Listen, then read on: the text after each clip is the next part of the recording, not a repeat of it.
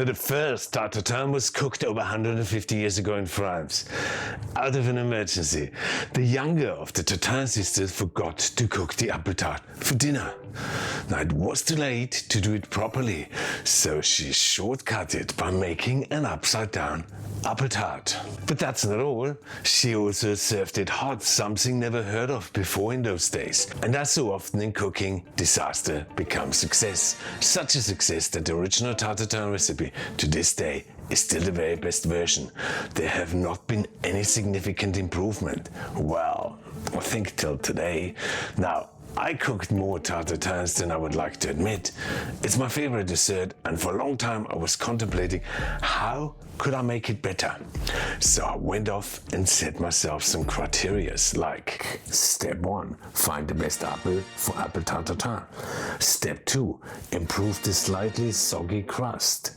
Step 3, make it prettier. And Step 4, get a taste judge and compare to the original and see if I did succeed. And the final step, of course, is to keep it so easy that you can easily recook it at home. Now that's a lot, but I felt I could take on those challenges with my experience of running some of Europe's best restaurant kitchens. So I set out on step 1, the right apple. Now I quickly learned that the French use a Boskop or Rainier apple, which are tarty and sour, so it balances out the sugar. But I don't get them over here, and definitely not all year round, so I researched to find the apple that could do it all. I tested a lot too, and eventually I found that the best Tarte Tatins I got when using Granny Smith apple. Now what a coincidence, I thought, as Granny Smith apple is an Australian apple and I do live here too. But why Granny Smith? So I went off and researched further. Well, I knew they're very tarty and very sour, but what I did not know was that green and unripe apples contain a lot of pectin. Now, pectin is like fruit gelatin or glue. It solidifies fruit jellies and it makes jams thick. And it keeps the apples in shape during that long cooking process. But best of all, pectin also thickens the caramel juices and turns them into jelly, where they do not run off the tart on the side. Hence, tucking in the dough on the side, with my version, is not needed. Now, pectin also stopped my apples from turning rubbery and dry, which benefits the pastry. In short, pectin is the secret to firm caramel and really juicy plump apples. And all that I got from Granny Smith apples. Great, so I knew the perfect apple. So it was time to cook our classic benchmark Tarte Tatin so that we can compare it to my version. I started by peeling and coring some Granny Smith apples.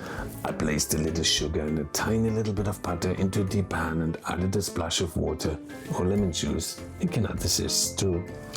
I could do an overkill here to subtract the pectin from the cores and the skins, where I would boil them for approximately 30 to 40 minutes in water, and then I would strain it and reduce that liquid down to a syrup and add that as the stewing liquid to the apples.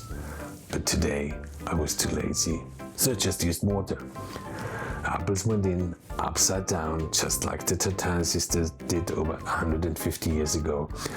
But I knew I have to overfill the pan, as the apples will shrink by approximately 50% or so. I added a split vanilla bean for extra flavor, a pinch of salt to make the taste rounder. I lit onto the pan and I started to boil it, but only for 5 to 6 minutes. Now when the apples get hot, they start to release their water. And that's when I took off the lid and simmered that for approximately 20 to 25 minutes, or basically till all the water was gone. But that was a critical moment as the sugar started to brown. I stopped it when it was nice and golden. I sprinkled the tart with some cinnamon, which is not original, but I do like it. But I knew I needed to chill the tart to room temperature so that the pectin could set. Then I topped it with some puff pastry and baked it till it's golden brown. And if you do wonder, the recipe and the cooking times and the temperatures are all in the link below. Then the big moment arrived. I attached the plate firmly to the pan and swiftly flipped it over. And that was my classic Tarte Tatin. Wow, this is gonna be hard to beat, but be honest, I had so many ideas to make it better, and that's how I did it. Granny Smith apples again, the best apples for Tarte Tatin all year round. I peeled them and cut them into wedges and trimmed the ends for better looks. But before I cooked them, I needed to fulfill my second promise of step 2, the improved crust. Now in the classic version, the pastry never gets fully crispy and stays doughy on the colder and the moister apple side. The crust on that side never becomes fully crispy, so I thought I need to deconstruct my Tarte Tatin. Now I hate that term deconstructing so much. I think it's just another word for things up, but not today, I promise. So I got some puff pastry and cut it into a circle. I made 2 of them and stuck them together. I sprinkled it with icing sugar on both sides. I lined a tray with baking paper, placed the puff pastry circle onto it, topped it with baking paper, and placed a cake rack onto it and baked it golden brown where the sugar caramelized, and that made it even more crispy. So I had a pastry that was perfectly cooked on both sides. I wrapped it airtight for later. The apples then I cooked also in a deconstructed way, where I caramelized some sugar in a pan. I added some butter, lemon juice, Calvados, brandy, white wine, whatever you want, or just a splash of water. I added the apple wedges and cooked them for no longer than 2 minutes, and then I strained them off. The caramel I improved with lemon zest and vanilla, and to thicken the caramel, what else than some pectin powder. But for it to act, I needed to boil it for at least 2 to 3 minutes, which gave me time to line my baking mold with baking paper. And then I added a little caramel, followed by the apples, more caramel, and then cinnamon, a pinch of salt to make it taste rounder, and I baked that for approximately 10 minutes. But I needed to refresh my pastry, so I placed it onto the apples for the last 2 minutes. Now while that all was going on, I had another idea to make my tart even prettier. So I got some more Granny Smith apples. I juiced them, I boiled them, I strained them, I added some sugar and some vanilla, and of course pectin powder. I boiled it once again, and all that was done in time to take out my apple tart tatin. Flip it, voila. Now you remember step 3, making it look better? Now you judge that yourself. And I'm not even done. Now if that does not call for a celebratory drink, then I don't know what. The drink also gave me a really smooth hint to glaze the apple and vanilla jelly over the tart. And look at that pastry. It's crispy all the way. Now I'm really proud of that, but will it be better than original in the taste test? Let's wait and see. And I usually serve vanilla ice cream to my Tarte Tatin, but I also wanted to make that lighter too, so with some single cream, I added some vanilla seeds, some sugar, a dash of Calvados or rum or Kirsch or the V, and I think that's going to be a pretty good match for my Tarte Tatin. And before we taste it, have a look, and I hope you agree with my last criteria that this is all really easy to do at home. So let me know in the comments below.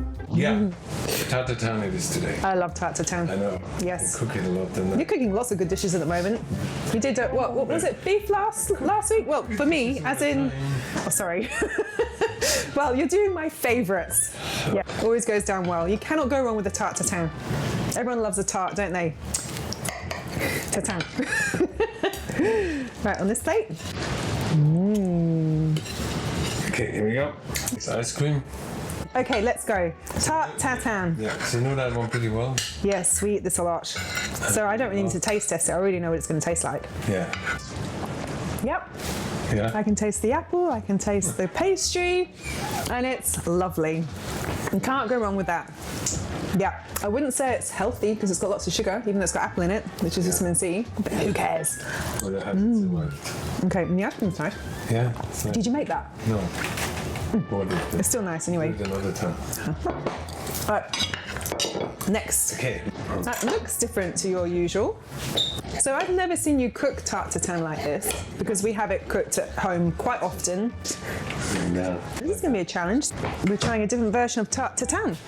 The one you never had? Yes, which is surprising because... That just came up with it. Oh, okay. So- Well, he has actually, because in the 10 years I've known you, we've always had that one. Yeah. So now you're doing this one. That might risky. be the winner. We might have that one from now on all the time. And the pressure's on me. Yeah. There's no pressure. I'll just eat There it. you go. Let's give it a go. And with a different, not ice cream this time. No, I'm trying to make something simpler and lighter. Lighter. Oh, yes. All right. Let's see. Definitely lighter in flavour. Interesting. I always say that. I'm sorry, that's boring. The pastry's lighter on this one. It's a bit more crispy. Yeah. And it's just less sweet, which means you can eat more of it. So we struggle with that because that's lovely. Then you have to add more ice cream to kind of counterbalance the sugar. But this one's actually quite, not refreshing, but it's not as sweet and dense as that one. And it's just generally a lighter dessert altogether. I love both of them. Yeah. That one I'd still eat, definitely, but this one, yeah, it's just lighter, more palatable. Yeah. What about the cream? And the cream, that's very nice and light as well. Yeah, that's compatible too. I still like the ice cream, so I think you can choose either or. Ice cream or cream with either of the two. Yeah, that's just... But I would eat both, but as a comparison, definitely lighter, more sugar, lighter pastry, more crispy. They're both good, but those would be the differences. So which one we There get you go. from now on? Oh, you can't ask me that question. You have to ask my daughter that question because she just loves Tarte Tatin. Yeah. Yeah. I would eat either. Yeah? Yes. All right. Yes. There you go. So I hope you liked that. Check out my video on lobster mac and cheese, which I think would be probably a bit of an overkill, but I think it would go really nice in winter with the Tarte Tatin, wouldn't it? Ooh, that would be some meal. Yeah. If you want to be hungry for that and cold, that would certainly warm you up with a nice little glass of whiskey as well on the side or red wine. Yeah, there you go. Have it in the garage. Just like the Poms do. Yeah, What? that's what you do in Wales. What? You get your little hot toddies and your whiskey drinks and you Oh, right. shoot them back and warm up your insides. You never told me that. Well, you haven't been to Wales, have you? Anyway, Right. there we go.